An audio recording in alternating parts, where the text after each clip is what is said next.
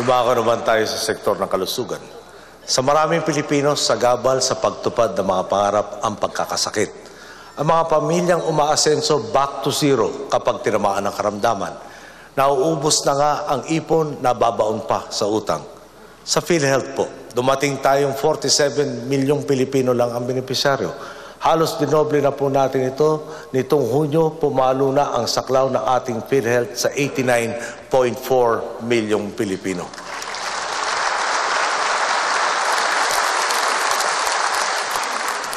Ang pagbabago pa nga po.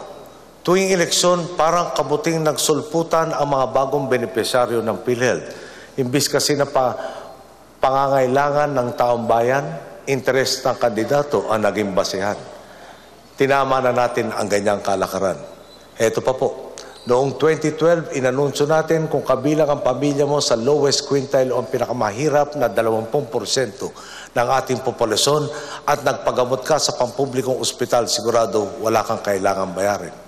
Simula po noong 2014, lumawak na yan para saklawin ang susunod na quintile sa ating lipunan.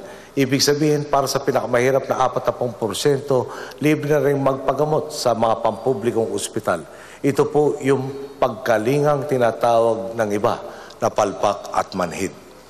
Ang tugon ko po, sabi nga ni Aisa Sigera nung araw, I thank you, bow.